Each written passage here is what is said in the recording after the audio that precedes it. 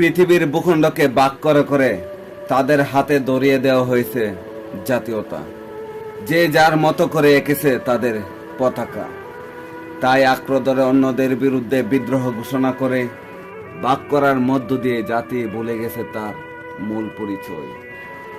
যে রাসূল সাল্লাল্লাহু আলাইহি সাল্লাম বলছেন, মুসলিম উম্মাহ হচ্ছে এক দেহের নেই। যদি শরীরের একটি জায়গায়ও ক্ষুদ্র কোনো আঘাতপ্রাপ্ত হই, যেন পুরো পৃথিবীর মুসলিম উম্মাহ সে আঘাতপ্রাপ্ত। অথচ আজ পতাকা তাকে বিভক্ত করে বিদ্রোহ ঘোষণা করার মতন বিষ ঢুকিয়ে দেওয়া হয়েছে প্রত্যেক জনের অন্তরে অন্তরে। আর সে একটি পতাকা থেকেও তার পাশের বাড়ির ভাইয়ের হক কথা কিংবা সত্য কথা সে সহ্য করতে পারে না, কারণ তার দলের বিরুদ্ধে চলে যায়।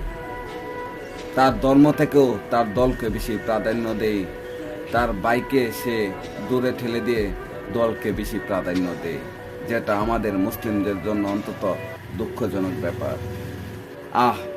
আর মুসলিম উম্মাহর গর্বিত সন্তানেরা ঢুকে যায় অধপতনের গহীন অন্ধকারে। গালি দেওয়ার ক্ষেত্র সে চিন্তা করে না তার আরেক মুসলমান ভাইকে গালি দেওয়ার ক্ষেত্রে বিধান কি এবং ইসলাম কি বলে, সে চিন্তা ভাবনা সে করে না।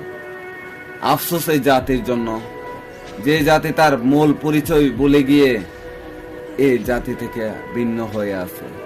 যে জাতি তার পরিচয় নিয়ে চিন্তা ভাবনা করে না, যে জাতি তার সৃষ্টিকর্তার পক্ষ থেকে দেয়া মহাগ্রন্থ আল কোরআন নিয়ে কোনো চিন্তা গবেষণা করে না তার সফলতার চাবিকাঠি কোন পথে কিংবা তার মুক্তি কোন পথে।